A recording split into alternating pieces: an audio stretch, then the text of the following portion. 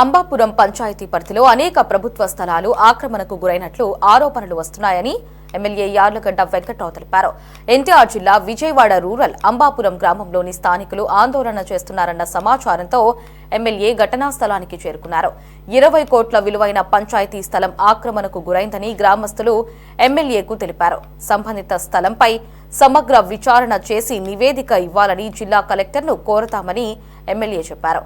ఇక ప్రభుత్వ స్థలాలు కబ్జాకు గురైతే సహించేది లేదని యార్లగడ్డ వెంకట్రావు హెచ్చరించారు.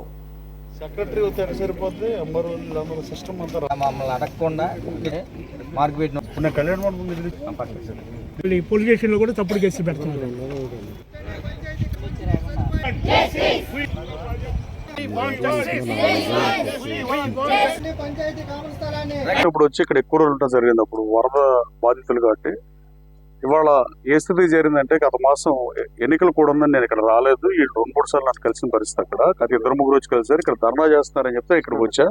ధర్నా చేయాల్సిన అవసరం లేదని ముందు అంబాపురం గ్రామ ప్రజలకు తెలియజేస్తున్నా. దీని ప్రభుత్వం దృష్టికి నేను తీసుకెళ్తా. ప్రభుత్వ భూములు కాపాడుతారని ఎన్నికలకు ముందు చెప్పా. 15 ఎకరాల ఎయిర్పోర్ట్ ఎదురుగా 150 కోట్ల విలువైన ప్రభుత్వ భూములు నేనే కాపాడు 2022లో ఇంటర్నేషనల్ ఎయిర్పోర్ట్ ఎదురుగా ఉన్న ప్రభుత్వ భూములు. గన్నవరం నియోజకవర్గంలో ఇలాంటి ట్యాంపర్ జరిగిన రికార్డుల మీద విచారణ చేయాలని ప్రభుత్వాన్ని కోరతా. ఒక నెల ఎన్నలైంది మీ మీద కేసు పెట్టి? నెల దాటింది కదా. సో ఎన్నికలు కూడా ఉన్న టైంలో మరి నా కాన్షియన్స్ అని తెలుసు కూడా నా నోటీసులో పెట్టకపోవడం బాధాకరం. చెప్పుంటే బాగుండదని నేను భావిస్తున్నాను. గ్రామ సర్పంచ్ మీద SC/ST ట్రస్టీ కేసు పెట్టేటప్పుడు అది అక్రమ కేసు అని గ్రామస్తులు అందరూ ముక్కుముడిగా చెప్తున్నారు. చాలా మంది రియల్ ఎస్టేట్ వ్యాపారం చేసిన పరిస్థితి, చాలా వెంచర్ వచ్చిన పరిస్థితి.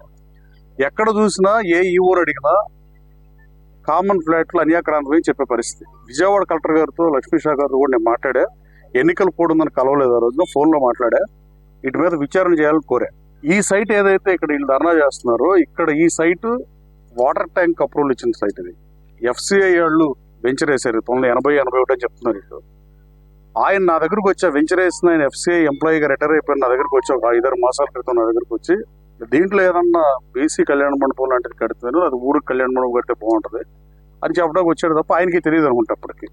ఇప్పుడు ఇది ప్రభుత్వ భూమా కాదనేది ప్రభుత్వ అధికారులు తెలుసండి.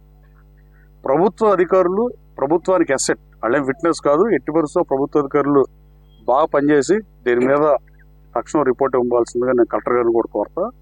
కానీ దయచేసి గ్రామస్తులందరినీ కోరతా, మీరు ఎవరు ధర్నాలు ఏం చేయాల్సిన అవసరం లేదు.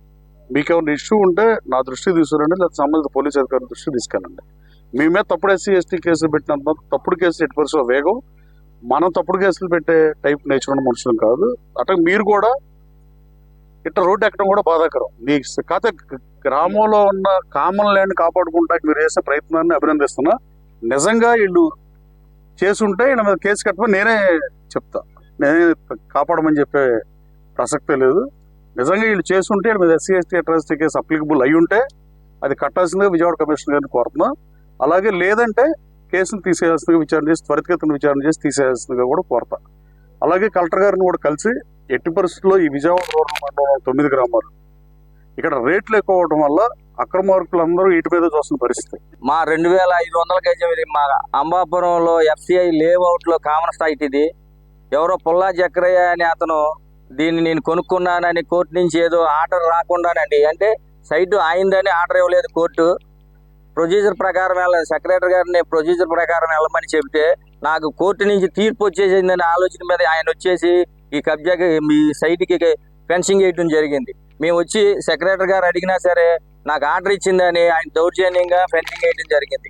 మేము ఈ 2500 గజాల్లో వాటర్ ట్యాంకు మేము నిర్మించుకోవడానికి పంచాయతీ నుంచి తీర్మానం కూడా చేసి ఉన్నాం. దీంట్లో మా కాలనీ వాసులందరికి కూడా మా కళ నెరవేరకపోతుంది. మంచినీళ్ళు వచ్చి మా ఎమ్మెల్యే గారు వచ్చి మంచినీళ్ళు ఇప్పిస్తామని చెప్పారు. అలాగే వాటర్ ట్యాంక్ శాంక్షన్ చేశారు యార్లగడ్డ వెంకట్రావు గారు.